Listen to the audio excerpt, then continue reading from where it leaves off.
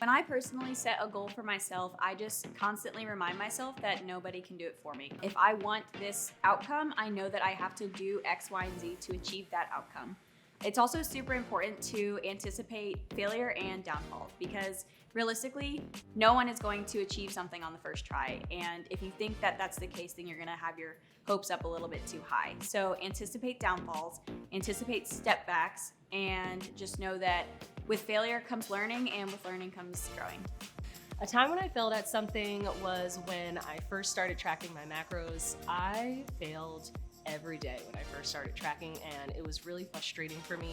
But then I had to realize that I had never taken the time to check out what I was eating, the food quality, the portion size, and it helped me have the awareness to pay attention to the quality of foods that I was putting in my body and the portions that I was putting into my body. And I learned through patience and extending myself grace that I was able to build it as a routine, and it became very seamless in my schedule. And I finally found what worked for me. And then from there, it became an everyday thing for me.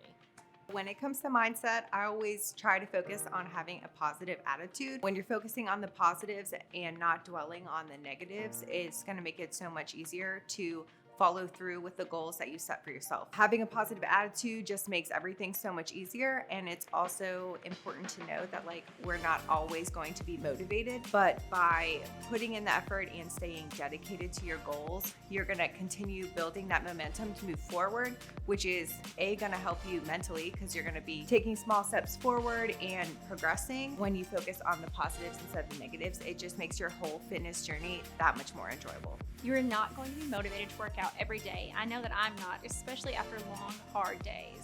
But what keeps me going is knowing that I'm one day closer to reaching my goal and remembering why I started to work out in the first place. You can create discipline by setting small goals daily or creating healthy habits. Those habits long term will help you to develop discipline with your workout, your lifestyle, nutrition, and everyday wellness.